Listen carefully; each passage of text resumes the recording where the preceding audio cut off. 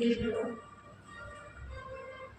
14 मे धर्मरक्षक छत्रपती संभाजी महाराजांच्या जयंतीनिमित्त त्रिवार मानाचा मुजरा करते व तुम्हा सर्वांना छत्रपती संभाजी महाराजांच्या जयंतीच्या खूप खूप शुभेच्छा देते.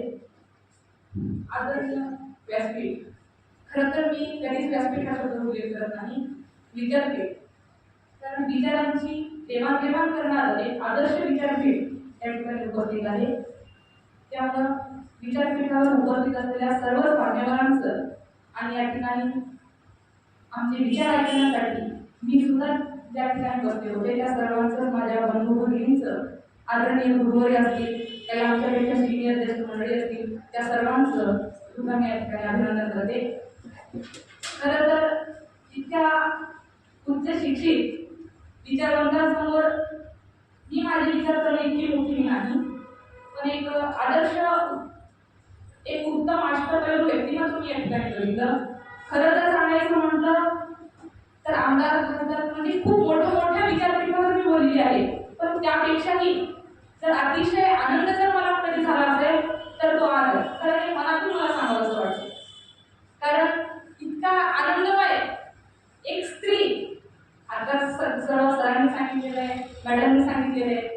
खरं तर इच्छा होती त्या सरांची पण विचार ऐकायची, पण काही कारणास्तव आपण बोलला नसतात. तरीही माझा जास्त वेळ घेणार नाही, अवघ्या 5 मिनिटात मी माझे विचार थांबवेन. पण मुद्दा मला एकच सांगायचंय, स्त्री पुरुष हा भेदाभेद नाही, जाती. आजकालच्या जर दंगली बघितलं तर जातीमध्ये लागलेले दंगली. उदाहरणार्थ मी इतकं सांगते, आपली पहिली मुस्लिम शिक्षिका कोण आहे? फातिमा बिशे, झाशी की राणी, राष्ट्रमाता राजमाता जिजाऊ माँसाहेब. सासऱ्याच्या मृत्यूनंतर सुद्धा पहिल्यांदाच राजकारणाची धुरा सांभाळणाऱ्या पुण्यश्लोक अहिल्याबाई होळकर याच मातीमध्ये झालेल्या आमच्या महिला. मग आज आमचा दृष्टिकोन कुठे बदलला गेलेला आहे याचा सुद्धा आम्ही विचार करणं गरजेचं आहे. आमची मानसिकता तशी का राहिली नाही? एखादी स्त्री पुढे होते, एखादी विद्यार्थिनी पुढे काम करते, मग तिला प्रतिसाद न देता तिच्याबद्दलच वाईट प्रकृतीची भावना आपल्या मनात निर्माण होते. खच्चीकरण त्या स्त्रीचे या ठिकाणी केलं जातं. म्हणून आज आमचा समाज प्रगतीशील व्हायला मागे राहतो. त्याचं कारण आपण फक्त सांगतो, प्रत्येकाला इतिहास सांगायला आवडतं, वाचायला आवडतं, मोठ्या ठिकाणी भाषण द्यायला आवडतं, पण जे त्यांनी केलंय ते मी करू शकतो का?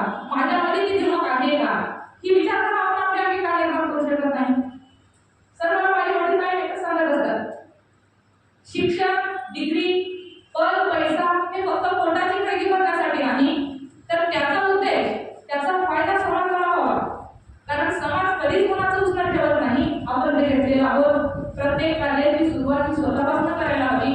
आपल्यामध्ये जे आहे त्या गुणांचा, त्या कलागुणांना वाव द्यावं. खरं तर बघा, गुरु कसे असावे, माझं ते एवढी फसलेलंच आहे, पण सांगायचं तात्पर्य बघा, एका विद्यार्थ्यांनी किंवा एका गुरुंनी विद्यार्थ्यासोबत कसं वागावं. नावाजर सर आणि मॅडम, जसं आमच्या जिजामातेला शहाजीराजांची साथ होती, सावित्रीबाई फुलेंना ज्योतिबा फुलेंची साथ होती, त्याच साथीनं त्याच विचारांचा वारसा यांनी आपल्या अंगी रुजून आज या महाविद्यालयामध्ये पती किती आवर्जून काम करत आहे. हा धडा आमच्या विद्यार्थ्यांनी घेणं गरजेचं आहे.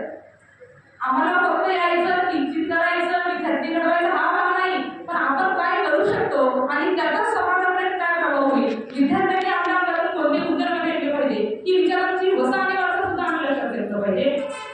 जास्त वेळ बोलणार नाही. आता सगळ्यांनी सांगितलं, एका फक्त एकाच कवितेच्या ओळीतून सर्व काही आपल्याला कळेल. स्त्री सक्षम आपल्याला काय व्हायचं आहे आणि आपल्याला मी कोणते गुणधर्म आहेत विचारांना मी सांगते. तू होऊ नकोस